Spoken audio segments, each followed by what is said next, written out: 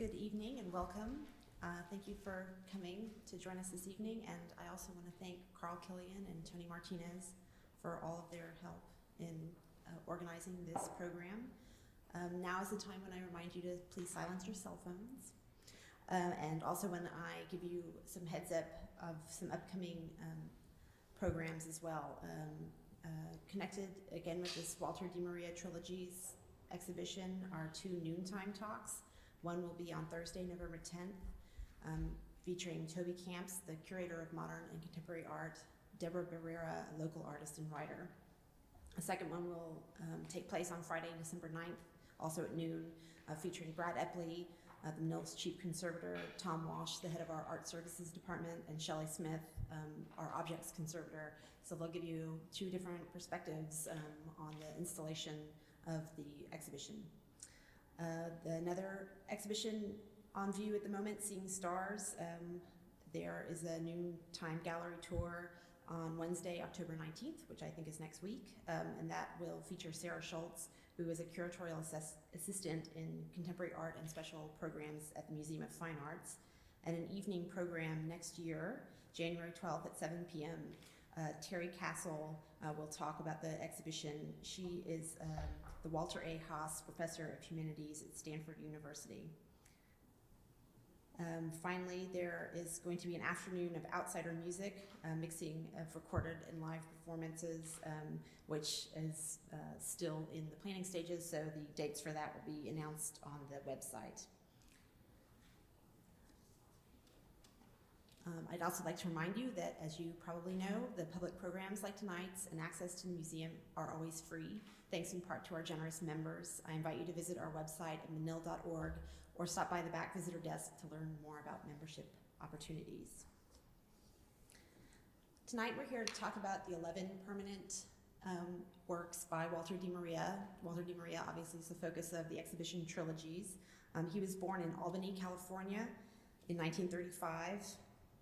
He attended the University of California at Berkeley, where he studied history and art.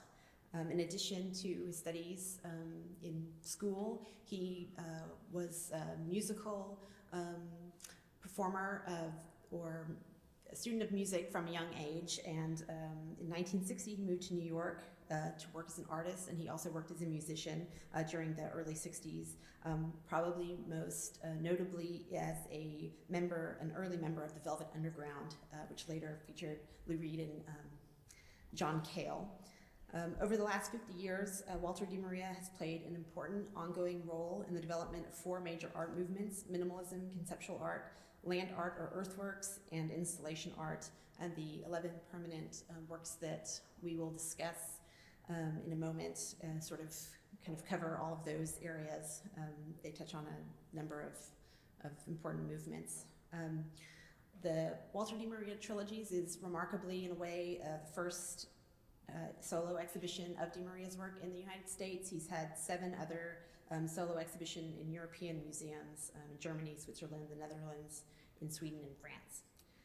So joining me will be Josef Helfenstein, the director of the Menil collection, and Brad Epley, our chief conservator. I'm Clare Elliott, I'm assistant curator, and we're about to get started.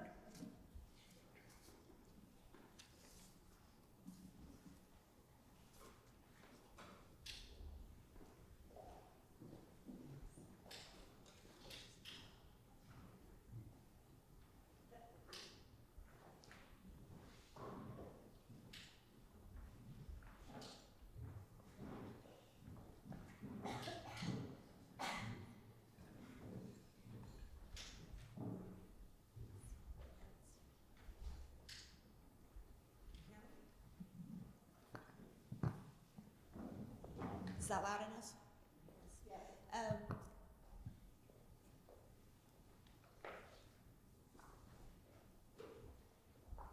So the first of our 11 installations is the New York Earth Room from 1977-1980.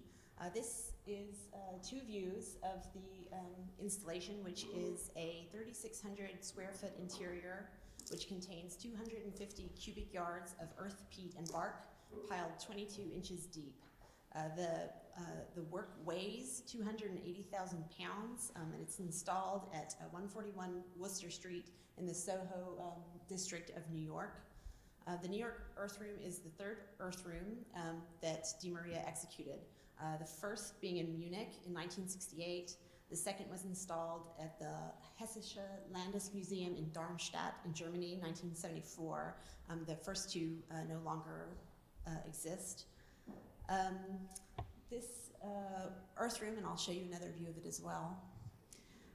This work is actually directly related to the works in this exhibition, and you'll find as we go on that everything is connected. These works kind of build off each other and then refer back to different ones in interesting ways. This Earth Room is connected to the painting that you may be able to see parts of behind us, the yellow painting, The Color Men Choose When They Attack the Earth. This was a painting that was completed in 1968 when the first of the Earth Rooms was being installed in Munich. The first Earth Room was installed in the Heiner Friedrich Gallery. Heiner Friedrich later joined Faria de Menil and Helen Winkler to establish the Dia Foundation, and it's the Dia Foundation out of New York now which maintains this site in New York. It was first installed in 1977 and then opened permanently to the public in 1980, which is the reason for the 2 years. Okay, first of all, thank you for coming out tonight. Welcome to this program. And maybe I would like to say how difficult it actually is to talk about the work of Walter de Maria. Because and he's a man, he's an artist who has done very few pieces. He is not very visible, as you probably have experienced. We will be talking about the 11 permanent works that he has created so far in his life. Some of which are easy accessible, like this one here, the Earth Room, the New York Earth Room. But other ones are much more remote and are actually the access to the work itself is sort of orchestrated. And that is true for the Lightning Field, which is the piece I would like to talk about briefly. This is a work that you can visit, but you have to register, you have to call, you have to announce your visit, and you have to make a reservation basically. And you have to commit to a significant amount of time. You can't just go there like you can walk into a museum or a gallery. You have to basically commit to a 2-day undertaking, sometimes even longer depending on from where you start. You announce your visit, if there is space enough, you get a date, and then you travel to this place, and then you be picked up somewhere in New Mexico, driven to the site, and then you spend basically 24 hours or close to 24 hours with the work.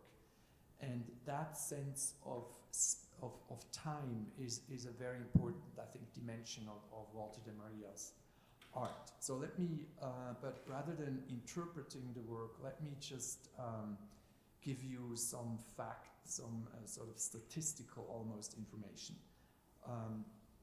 The work measures 1 mile by 1 kilometer, which is perhaps, or I would say, kind of symbolic in itself. What is a mile? What's a kilometer? Those are measuring systems established by the Western culture. It's both the continental and the Anglo-Saxon sort of measuring system. And Walter de Maria, so that's the size, 1 mile by 1 kilometer. De Maria placed 400 poles on this site. And the distance between the poles is very exact. It's 220 feet. So it's a very, very precise work of art. The poles are made in stainless steel, which is somewhat symptomatic for Walter de Maria's art, but it's also an important detail because in a way it is the hardest material, but it also is has a very fascinating or several fascinating characteristics. In this case, it reflects light in a very powerful way. So as you can see on the slide on the right side, for example, which is a slide at the end of the day, the sun, when the sun is low at the beginning or at the end of the day, the stainless steel rods are the most visible. When the sun is basically up middle of the day, or most of the times of the day, the stainless steel rods have a tendency to disappear. So there is this ambivalence almost of visibility and invisibility. Let me read to you very briefly a statement, a note that Walter de Maria wrote about this piece. And again, it says something about the long time it took him to make this piece, as most of all the other pieces. Quote, "The lightning field began in the form of a note, following the completion of the Bed of Spikes, which is a work from 1969. The sculpture was completed in its physical form on November 1st, 1977. Again, like Clare indicated in a way with the New York Earth Room, Walter de Maria has always has worked on very long, for a very long time on some of these major pieces. This is especially the case with this piece here, because he had to overcome significant technical, practical obstacles. Like in this case, of course, the precision of the whole thing.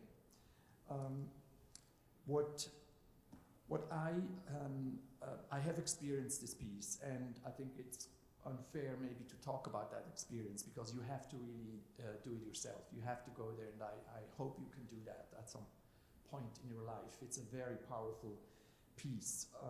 What I find radical, again going back sort of to the form of this piece, is there's, in a way, there's no composition. You know, it's a very rational, clear order. It's a system, a grid system of these rods. So you have this sort of dialogue between a rational system, which is completely, comes from the human mind, and it's maybe the purest form of it, and the infinity of nature, in a way. And so there is this juxtaposition or over this almost overlaying of these two different things. It is called the lightning field. What is lightning? And I think that leads again to a question of what kind of materials does de Maria use. And as Clare said, the earth room, I mean, to use earth is quite a radical gesture as your only artistic material. The lightning field is somewhat maybe misleading.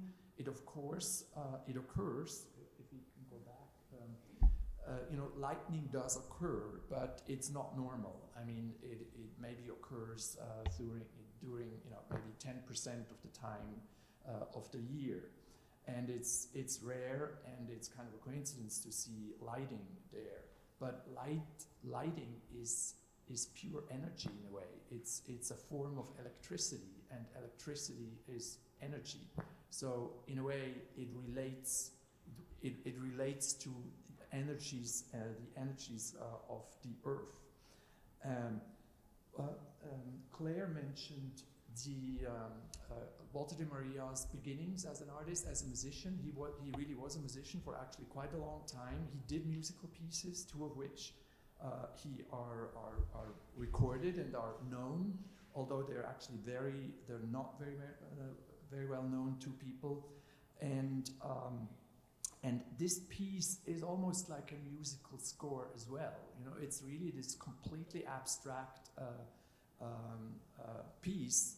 You walk into the piece like into a musical score almost, although it is of course much, much, much bigger.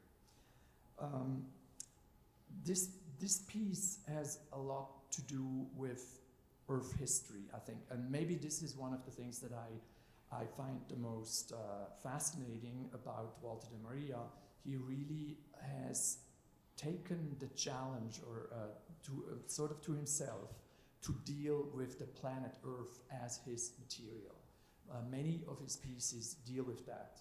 The Earth Room is a reference to that, and of course this piece even more so, because it really has kind of an astronomical, a cosmic kind of scope. It is about deep time and deep space, and these ideas of deep time and deep space were actually, created in the Romantic age, when science was really, when modern science was really created around 1800. So maybe let's end there. Sure. The third of the 4 pieces that Walter realized early on, excuse me, with the help of the Dia Foundation, the third is the vertical Earth kilometer from 1977. This is installed in Kassel, Germany, in the Friedrichsplatz Park. It was realized and supported by Documenta 6, again with the support of the Dia Foundation. What's interesting is the most notable part of the sculpture is this square, 2-meter square sandstone, piece of sandstone that sits at the intersection of these 4 pathways through the park. Directly in the center of that is a 2-inch diameter brass rod that astoundingly continues a full kilometer down into the earth below. Could you go one more? It's composed of multiple brass sections that are screwed one into the other to make a continuous brass rod. These are actually 2 interesting images I was able to find about the realization of this piece.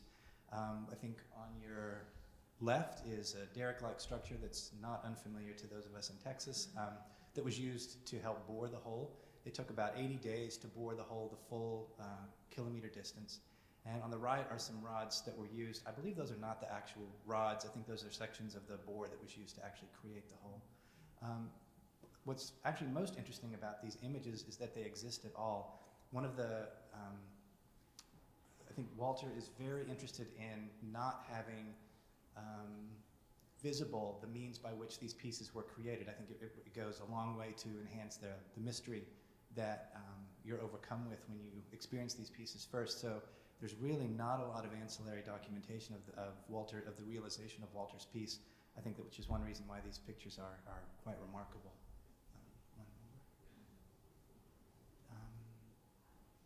Yeah, I think just again, a couple of details of the piece. Again, the square of sandstone and the small brass rod that's flush with the surface of the earth. And I think that's all for this one.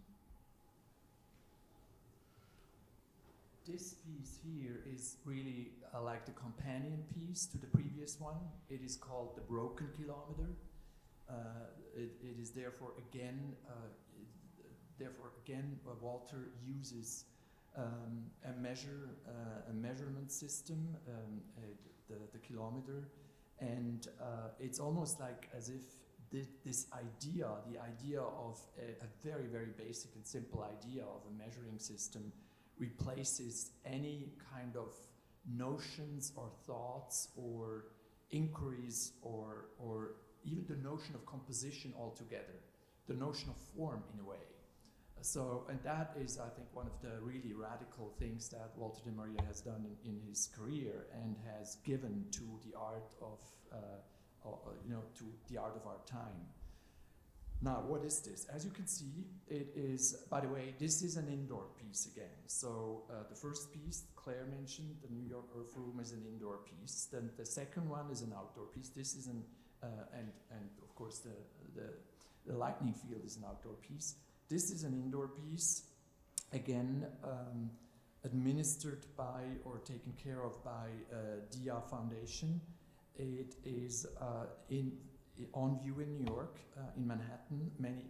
Perhaps some of you have seen it. If you haven't, go and see it. It's an amazing piece. As you can see, there are 5 rows of rods. In this case here, it's not stainless steel rods, it's brass rods. They are, of course, as you can see, highly polished. You can see there are 5 rows, therefore each rod is 2 meters long, so we have 500 rods. Each row has 100 rods. What's fascinating about this piece is it looks unbelievably simple, almost, simplistic in a way. But the installation itself is kind of an engineering masterpiece. And this sounds strange when I say this, but first of all, so you have these 100 rods. Each one is exactly the same size.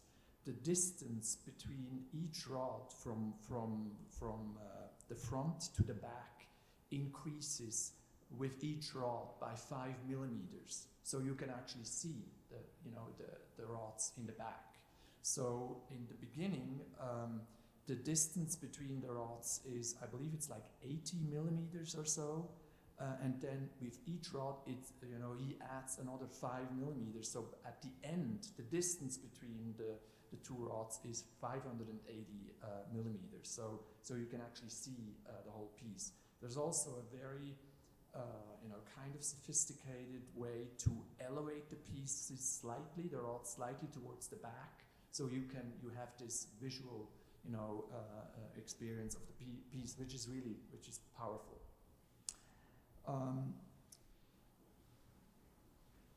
I have already mentioned the connection with the vertical earth kilometer. So here, what Walter did is the kilometer is actually visible in this case, where it isn't in the other one, and it's broken down into these 500 pieces. Again, what I think is really amazing about this piece, and almost every piece that Walter has done, is this sort of tension between the rational, straightforwardness of the pieces, the completely rational order, and the sort of, there's something almost, that the order is so perfect that it sort of becomes disorder, or the experience is so intense that the order itself sort of traps itself. It's a very amazing piece, this one. Again, I think Walter worked for a very long time. I think this is from 79, the broken kilometer, so it's 2 years after the Earth, the vertical Earth kilometer.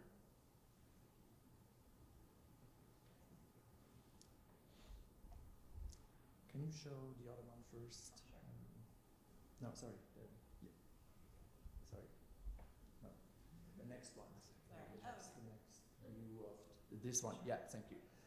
So this piece here is called 5-continent sculpture. It is the 5th of the permanent works, if I counted correctly. Whatever. It is the next, permanent sculpture that Walter de Maria did. It doesn't exist in this form anymore. It is this form actually reminds us of the New York Earth Room in a way. But let me tell you what this piece is about. It's called the 5-continent sculpture. And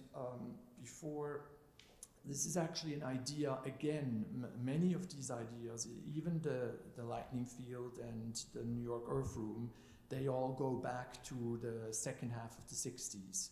In around 1967, Walter de Maria started making conceptual pieces like or thinking about conceptual pieces like a piece he actually mentioned in one of the very, very rare interviews he gave in 1972, a piece he called it a 3-continent piece. It was a 1-mile line or drawing on on the face, on the surface of the desert in the Sahara.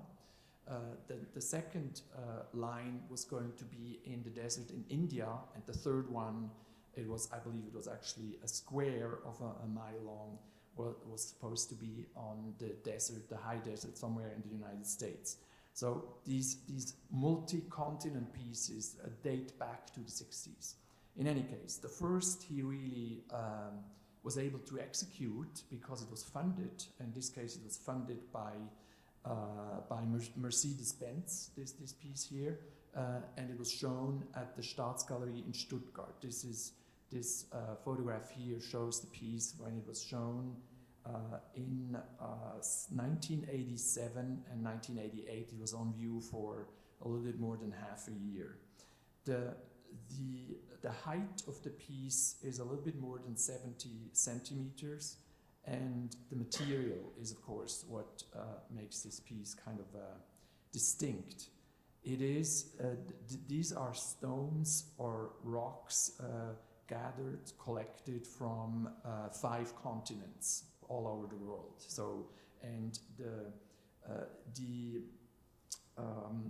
the quantities from each continent are equal. So it's not, you know, half of the piece is stones from Europe and the rest is from the other continents. It's equal. And this whole sense of precision, but invisible precision, is again kind of typical for De Maria. I think the stones are, some of it is granite, some of it is quartz. I think it's 3 different types of stones. I don't remember the third type of stone. The piece was then permanently installed in the form you can see here. This is a 5-meter cube. It's not the same amount of stones of material as in the piece in the execution before, showed you before. This is shown outside of Munich, or somewhere between Munich and Stuttgart, and it is sort of the permanent incarnation of that piece, called 5-continent sculpture. You can see in this view especially that it connects again to the earth room, because it's the same concept of the kind of creating this interior environment out of something from the exterior, but in this like strangely contained way that. Yes, and I think that's a very important point. I'm glad you're bringing that up, because in a way, again, the sort of visitor, the space of the visitor and the space of the piece, that's a very important thing in De Maria's work. And here, you can obviously not enter the space of the piece, but at the lightning field, you have to enter the space of the piece. So the space of the piece and the space of the visitor is the same, or vice versa. And here you could actually walk around the piece. I saw that piece when it was installed in Stuttgart. You could walk around the whole piece, which you cannot at the New York Earth Room. You have this sort of sensual experience because you smell the piece. And you are sort of thrown back to your senses rather than to your brain. The next of the permanent works is another work in stone, actually. It is a sphere the whole work includes this sphere that you see on top of the pedestal, and then surrounding it is, let me give you a detail. Surrounding it is this unusual form that's kind of like a long semicircular podium or lectern, and then it includes these 11 bronze plaques, each of which are 1 meter long, that contain the full text of the 1789 Declaration of the Rights of Men and of the Citizen. This was commissioned to commemorate the 200th anniversary of the French Revolution, this document being an important product of that revolution. It is situated in Paris in the Palais Bourbon, which is a 18th century, royal residence, which now houses the French National Assembly, the lower chamber of the French Parliament. The sphere weighs 12 tons. It's gray granite from Brittany, a region in France, 2 meters in diameter. The pedestal is of limestone, and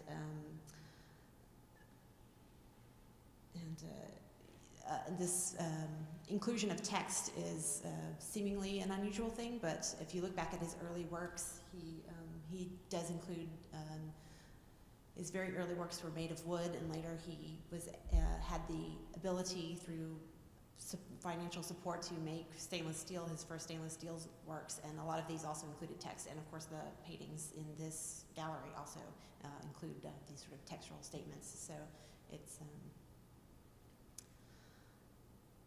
kind of connected in those ways.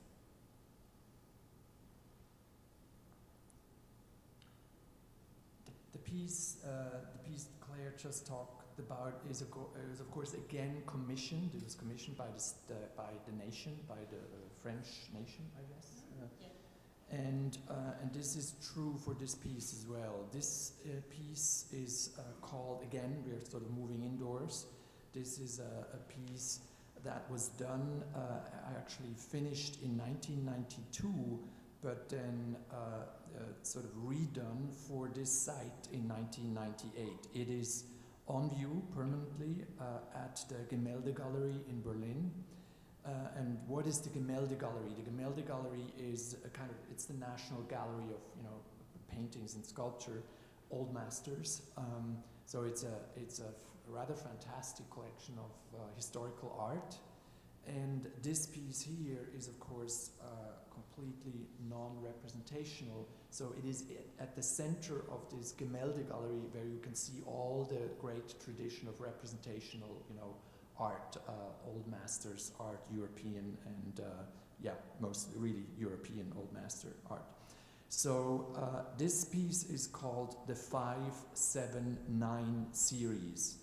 And again, the titles are usually very straightforward in De Maria's case. What the title means is that each rod, again, these are stainless steel rods, and they are always combined in groups of 3. There are 3 rows of 9 platforms with 3 rods, and at each time there is a different configuration of a 5-sided, 7-sided, or 9-sided rod. That's why it's called the 579 series. So what this is it's arranged in every combination possible for this piece. So it's kind of it's kind of the execution of a mathematical exercise, and there are sort of 3 groups. The one you see on your left side is sort of the primary group, where you have one example of each. So you have a 5-sided, a 7-sided, and a 9-sided piece. But then there are and those are sort of, this is one group. This is one group of 6. Then there are 9 groups of works that are asymmetrical, where you have 3 rods, where 2 or 3 are 2 are of the same kind and 1 is of another kind, so it's not symmetrical. And then there are 12. I made a mistake. This is the symmetrical group. This is like the symmetrical group would be a 5-sided, a 7-sided, and another 5-sided. So that would be a symmetrical, or in any configuration. And then there are 12 of them where you have asymmetrical arrangements, where you have what I just said before, like 7-7-5 or 5-5-9 or something like that.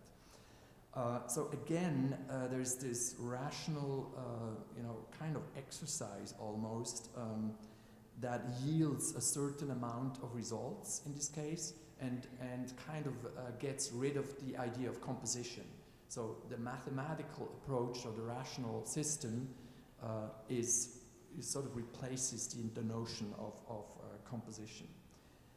Again, what is, especially with this piece, what is stunning if you experience it is, although it's very simple, it is overwhelming visually. It's very hard to keep track of, of the whole process, and it is impossible almost, or it is, at least to me, it's impossible to sort of oversee the whole piece, or to holistically understand the piece. So we have this sort of tension between rational order and really, visual mystery almost. And maybe another thing that I have always found very important and maybe typical in De Maria's work, and it has to do with the role of composition, or the notion of composition. There's no hierarchy. Of course, the Broken Kilometer, there's no hierarchy whatsoever. There's no peak, and it's a completely horizontal piece here too. There is no, despite some symmetry or symmetrical whatever features, there's no hierarchy whatsoever in this piece.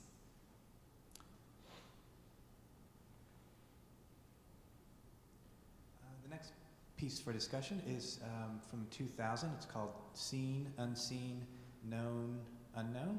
I included a couple of maps just for context. This piece is one of two permanent works that Walter has installed on Naoshima Island, which is a small, very small island in an inland sea on the western part of Japan.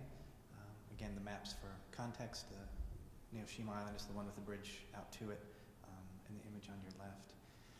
This is a piece, Naoshima Island, the piece was commissioned. It took about 3 years to realize. Walter is a very methodical, I think has been mentioned already, a very methodical worker. The scale, I think, determines a lot of the time, but I think it's really his relentless consideration of every detail that goes into one of these works that also creates the time involved in their creation. The piece is set within an architectural museum designed by Tadeo Ando, and it consists of 2 granite spheres, again, as we've seen in the piece Claire talked about in Paris, 2 meters in diameter, and then there are also 2 wooden elements composed of 3 gilt, basically triangular rods that are arranged in an alternating fashion on either end within this concrete sort of deep niche. I think what's really interesting is this piece is outside, but the elements are not necessarily entirely outside. They are designed to reflect a very specific vantage, but it's a very changeable vantage. It's of the sea, it's of the sky, and it's of the landscape that is around it. And I think given the different times of day that you go, this is very much a piece in the way that the stainless steel functions to give, reflecting out the nature that surrounds it and responding to it. Another interesting aspect of this piece is it's, as Josef just spoke of in the piece, in Germany, it's impossible to take it all the elements in one single viewing. It's easy to see the spheres, it's easy to see maybe 2 of the spheres and 1 of the wooden elements, but to take the whole thing in its entirety, there's no vantage point at which that can happen. And also one sort of personal observation about this piece I think is atypical in Walter's work. There's a slight anthropomorphic quality, I think, to these spheres. They're just slightly within, as if they're kind of tentatively installed themselves, looking out of this opening.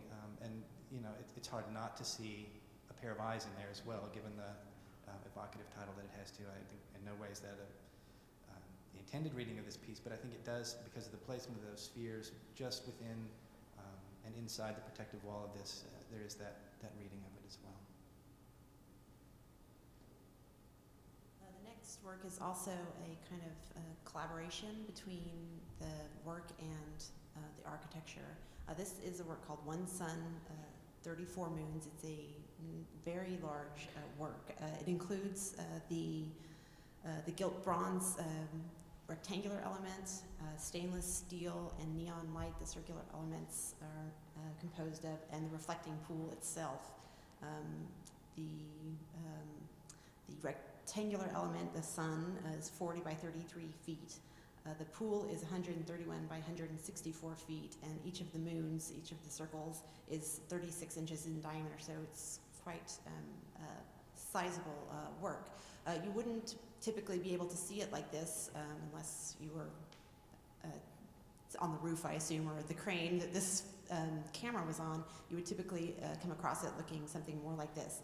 And the architecture that you see is the museum campus of the Nelson Atkins Museum in Kansas City. This was designed by Stephen Hull Architects. The addition is sort of in the background, and then at the right you see the old original building, the sort of neoclassical element. This work, like the one that Brad was just talking about, kind of responds to the environment in a way. During the day, the sun itself reflects off of the symbolic sun in the reflecting pool. So you see this bright silver or bright gold element, and then at night it sort of disappears, and you see the light from the neon from the moons, and they extend up into the environment. They also have a practical purpose. This whole reflecting pool and courtyard actually covers the underground parking for the museum complex, and the moons are in fact skylights. So in the day they light the underground parking lot, and I am pleased to have discovered this picture of the parking lot, because I'm not used to them being aesthetically pleasant environments, but there we can aim for something as we continue our parking,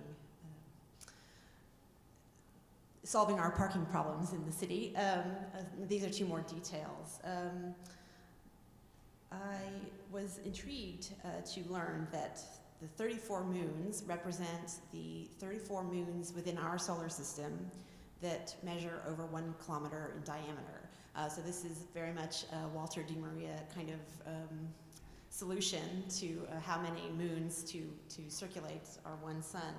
It's kind of an arbitrary measure to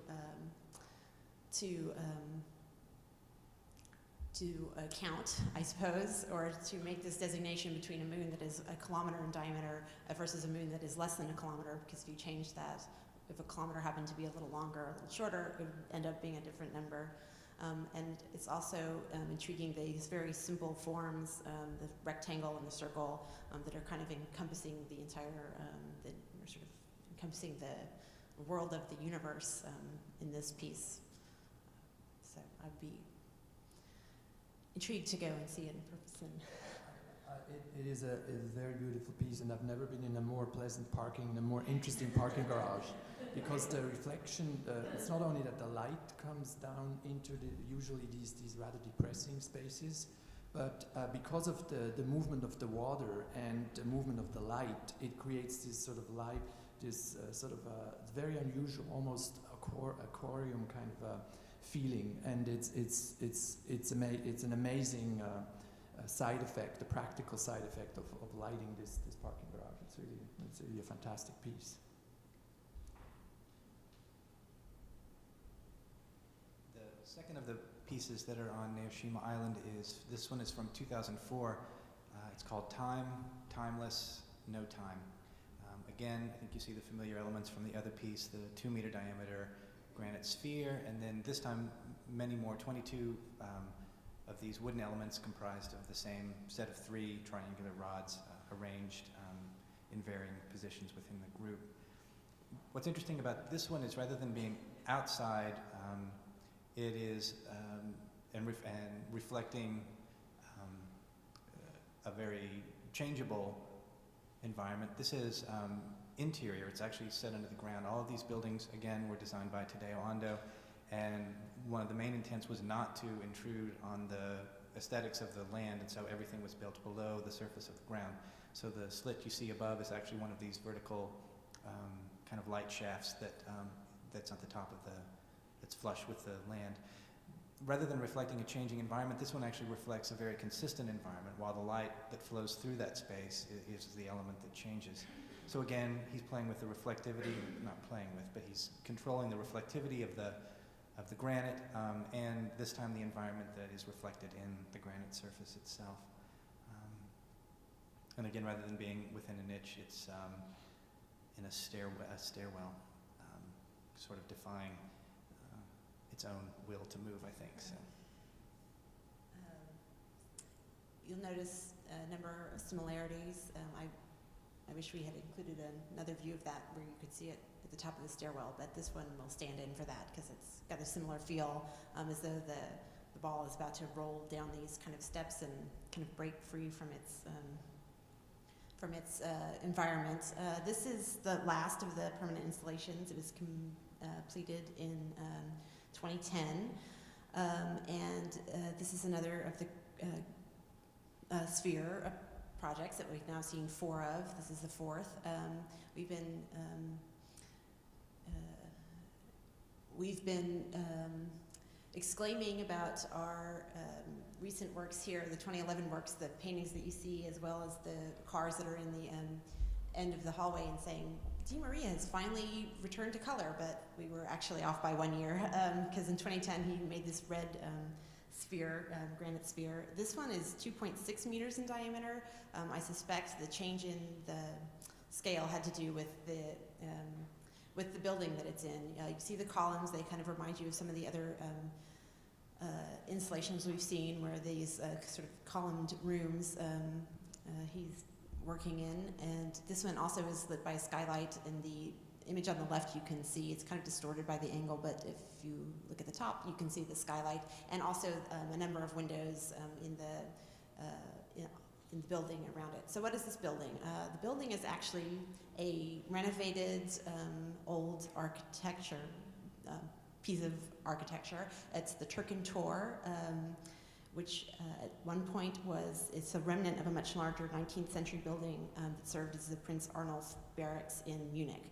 This building has a sort of complicated history. It happened to be the barracks that Adolf Hitler lived in 1919, and I guess he gave a number of early speeches and so forth while he lived there.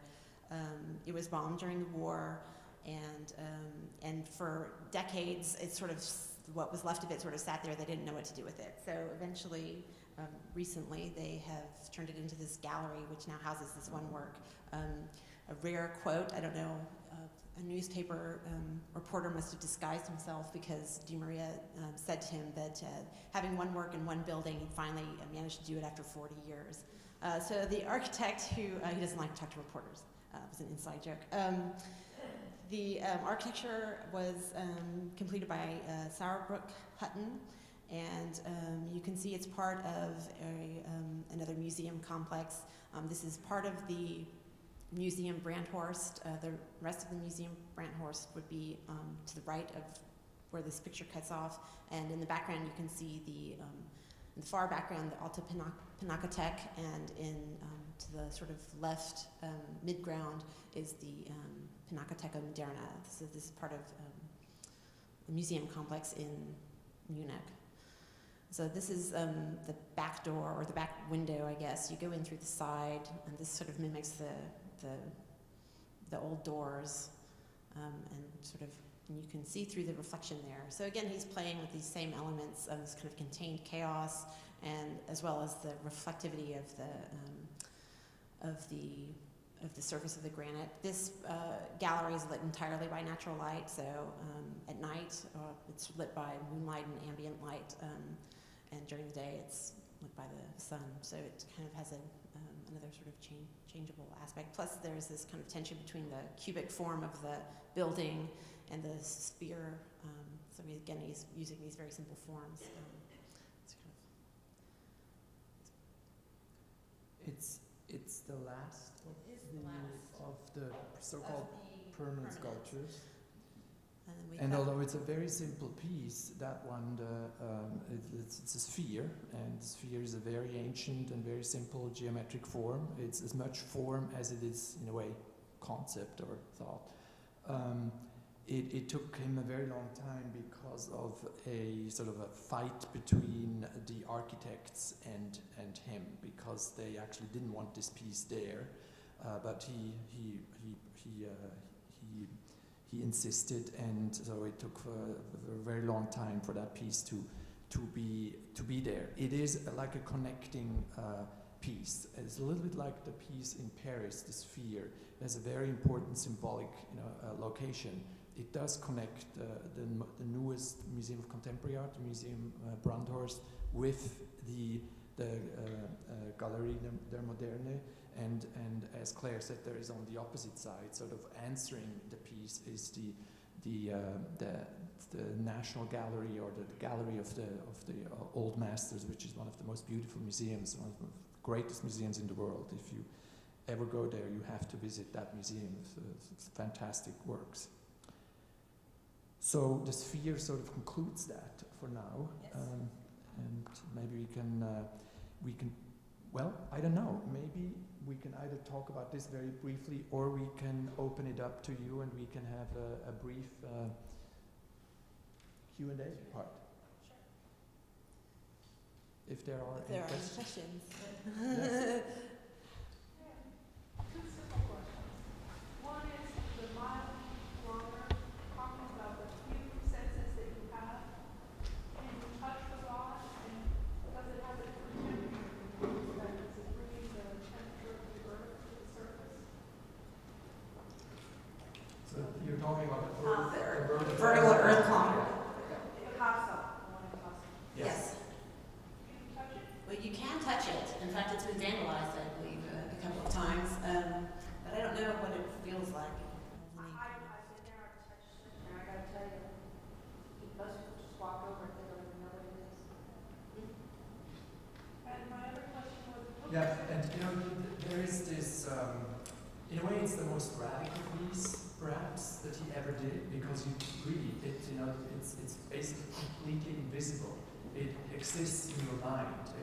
But it is a very powerful piece, I find, because I have never felt before, that the earth, we live on this earth, and the earth is, it's quite big. It's hard for us to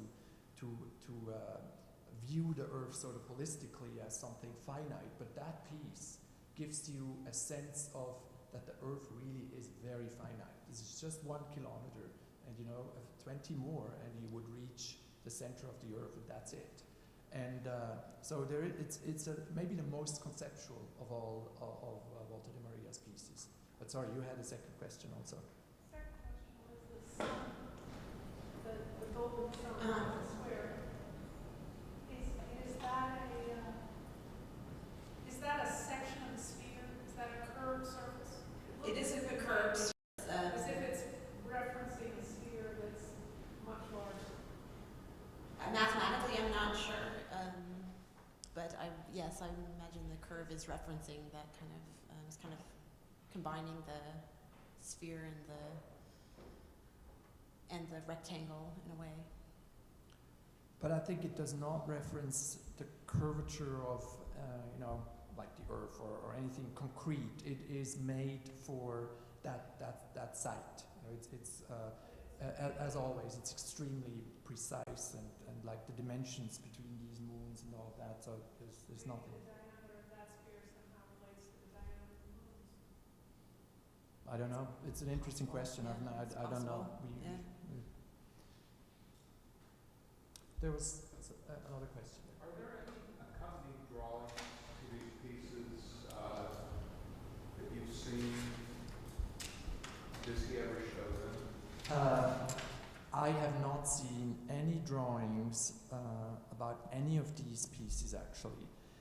There are drawings that exist from the 60s, and I'm sure there are drawings from later periods. The drawings from the 60s are actually they're important, and they have been shown in one of the museum exhibitions in Europe.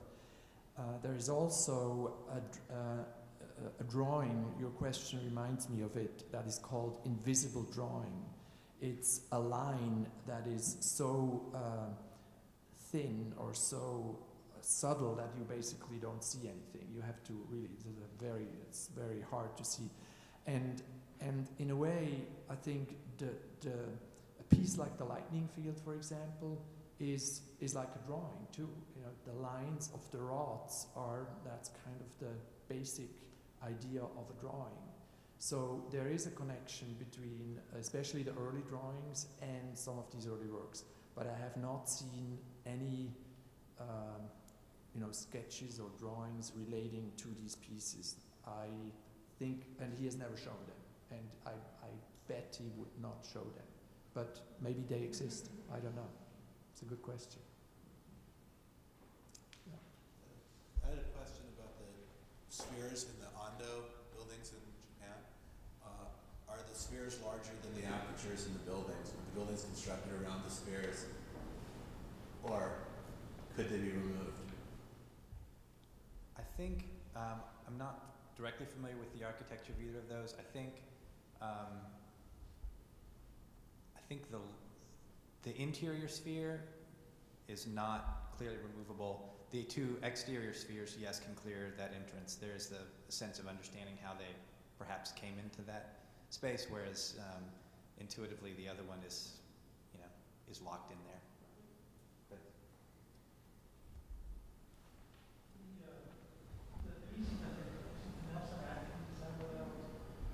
Did it exist and they purchased it, or is it a commission? It's a commission and it's a collaboration with the architect as well. So it was, yeah. You know, how do you start a commission with Walter? And it seems like it could be this sort of waltz in which, I mean, how do you specify something with them?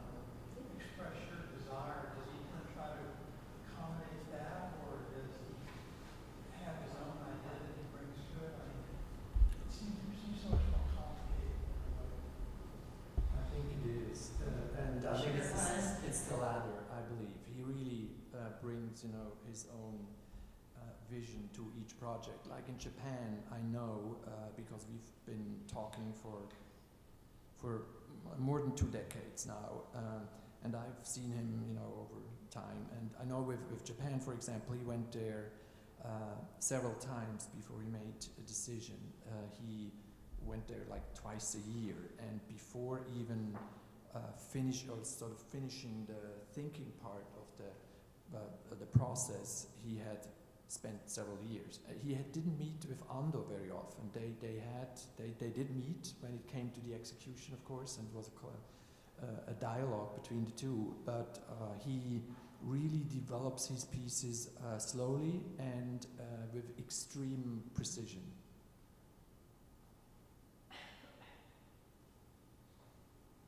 Any other question? Yes?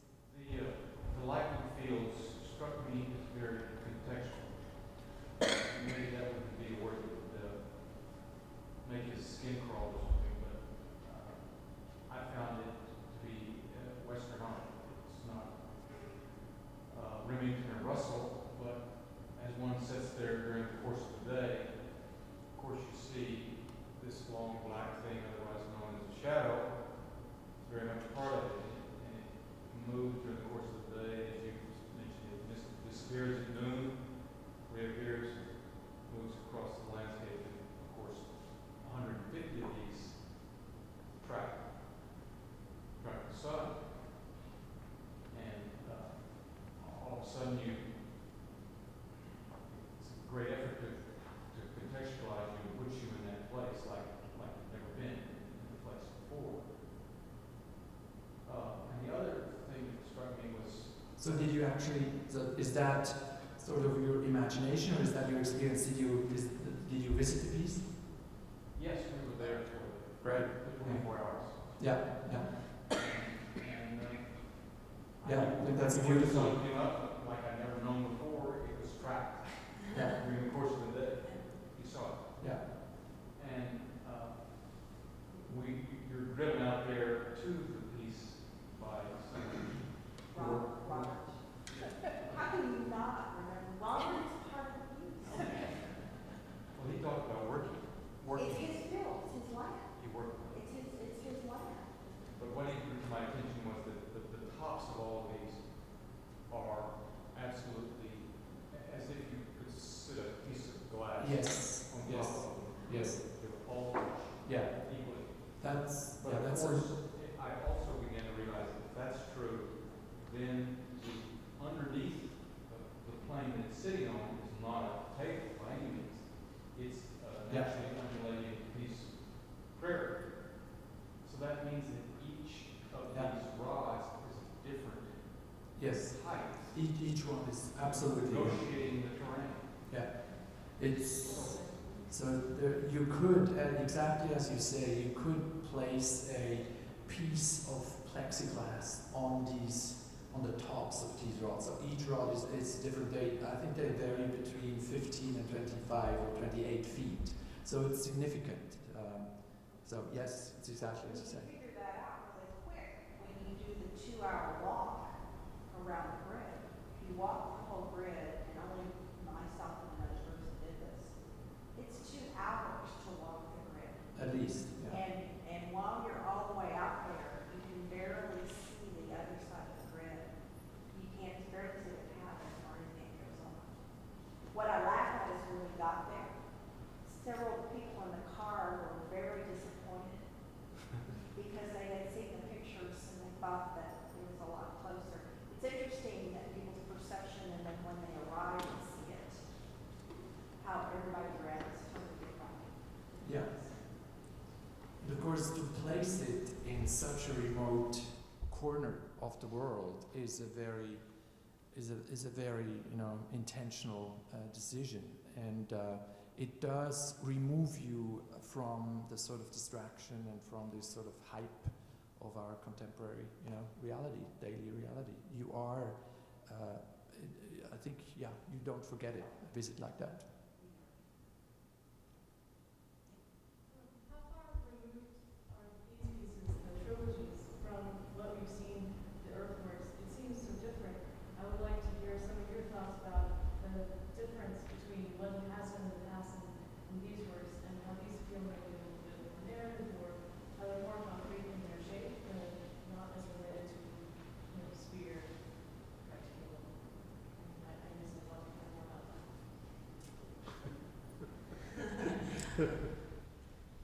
Oh. There is a sphere, a rectangle, and a circle. Well, right. Yeah.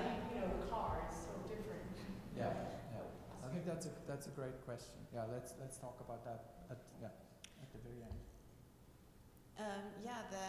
So there's sort of the one sort of direct connection that I already made between this painting, which was he commissioned this painting for a show in New York while he was in Munich installing this Earth Gallery,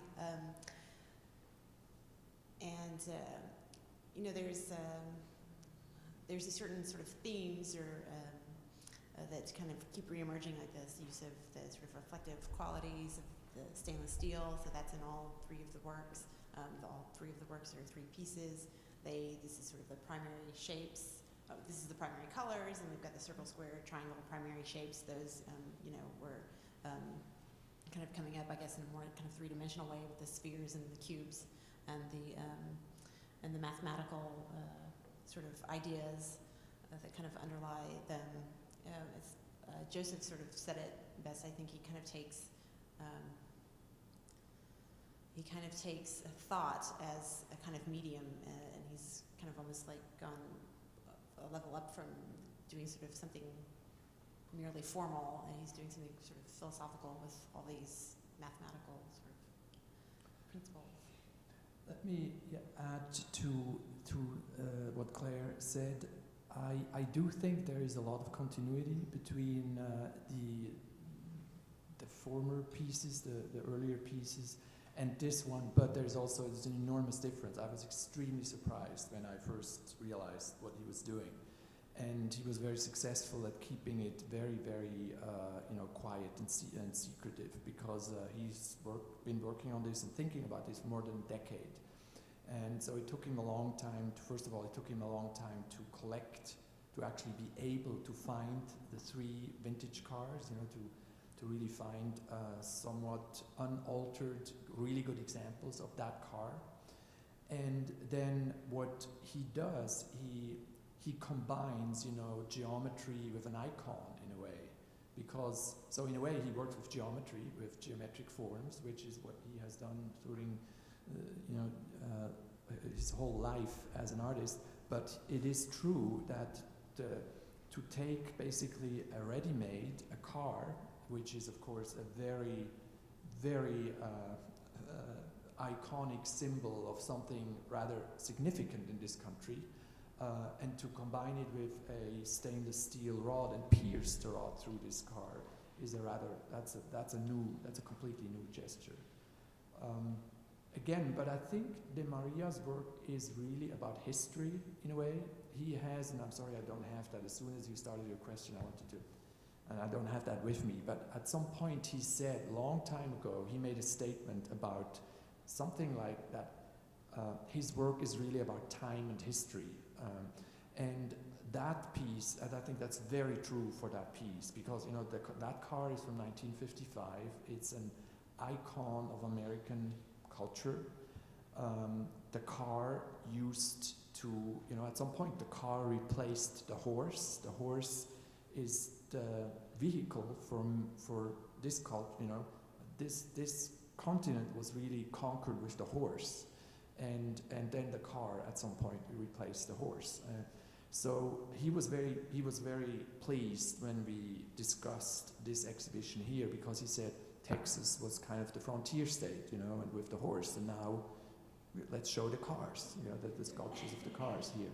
So yes, I think you're right. It's both very different, but it's also, there's really continuity within his work, although he has never done anything like that. It's a very new work, but at the same time it does connect, I think, his most recent work with the earlier work.